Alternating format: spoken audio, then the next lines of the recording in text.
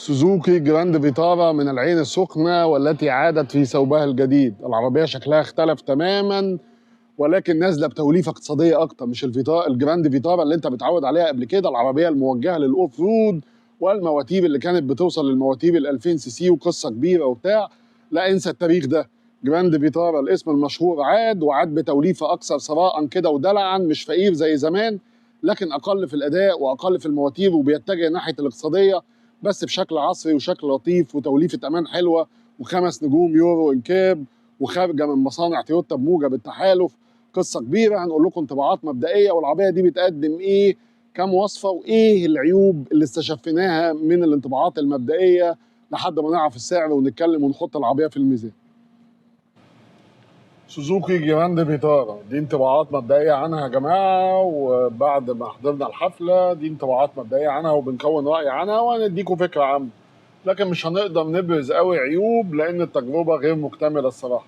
ده مجرد انك تعرف العربيه دي بتقدم ايه او ايه البينفيتس اللي هتقدمها لك، ولسه برضه ما عرفناش تسعير. مفترض ان التسعير يعلن كمان اسبوع ويفتح الحجز عليها لدى سوزوكي فقط حصريا دون موزعين او تجار. ده خطوه كويسه، لكن يتبقى التسعير الجاي. العربيه المره دي نازله باكج حلو قوي. العربيه فيها باكج جيده شبيهه باختها الفونكس لما كنا شرحنا قبل كده، وكمان يزيد عليها. يعني خلينا نقول لك التوليفه عموما برضو الشاشه الكبيره الجديده من سوزوكي التسعة انش، والستارت انجن، وكيلس انتري، شاحن وايرلس، كاميرات 360، هيدز اب ديسبلاي في الفئه دي وده شيء كويس قوي، مرايات ضم، مرايه تعتيم ذاتي لمرايه السواق.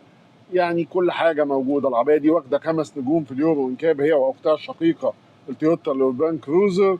وعايز اقول لك كمان معلومه، ان العربيه دي خارجه من مصنع تويوتا بموجب التحالف ما بين تويوتا وسوزوكي، زي ما التويوتا بيلتا خارجه من مصنع سوزوكي، لكن العربيه دي هي واختها الاوربان كروزر خارجين من مصنع تويوتا، وهم نسخه لا تتجزأ. النسخه اللي عندنا هي نسخه واحده جي ال اكس فقط، نسخة كاملة، لكن العربية دفع أمامي عادي، مش دفع رباعي بتاع سوزوكي الشهير بأول جريب، السيستم اللطيف بتاعهم الدفع الرباعي.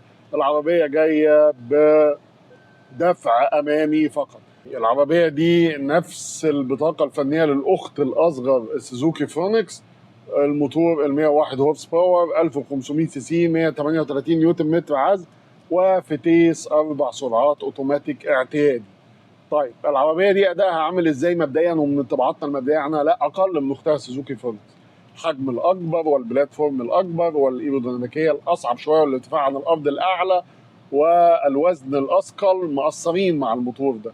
العربيه دي ادائها يعني بالنسبه لي انا كعربيه اقتصاديه هتتحرك معاك كويس، والعربيات الياباني سوزوكي والمواتير الاعتياديه دي ناعمه ولطيفه والاستجابه جيده، واستهلاك البنزين يكاد يكون شبه منعدم، والعربيه دي مش هايبريد، ما فيهاش المولد الكهرباء النسخه اللي جات لنا مصر. فعايز اقول لك ان العربيه لا ادائها اقل من اختها سوزوكي فونكس، وده باين جدا في اختلاف الحجم والوزن والابعاد. لا باين نفس الموتور، الاداء مع الفونكس كان افضل استجابه والريسبونس كان افضل، لكن هنا الاداء كان انطباعات مبدئيه اقل في القصه دي. ما نقدرش نحكم على الثبات وعلى العفشه وعلى التجربه البسيطه دي ومستوى العزل كمان والقصه دي كلها، لكن خامات العربيه جيده ومقبوله، والدنيا يعني بالنسبه لنا تمام في الفئه دي والفئه الاقتصاديه اللطيفه دي. شكل العربيه اتطور قوي وبقى حلو قوي. تفرق ايه العربيه دي عن اختها الفونكس؟ تفرق الحجم الاكبر شويه، الشنطه الاكبر 380 لتر، وتفرق الجنط ال 17 بدل 16، وتفرق فتحه سقف البانوراما، وفرش بدل القماش فرش جلد. هي دي الفروق الجوهريه عن اختها. اكثر ثراء شويه واكبر حجما شويه، لكن مستوى الجلوس الخلفي ما اعرفش الفرونكس كان احلى ليه. يعني الفرونكس انا حسيت نفق الفتيس اهدى شويه ويقدر يقعد 3 افراد، هنا الموضوع صعب حبتين، وبرضه نفس مشكله الهيد روم لو حد طويل قد تزعجك شويتين.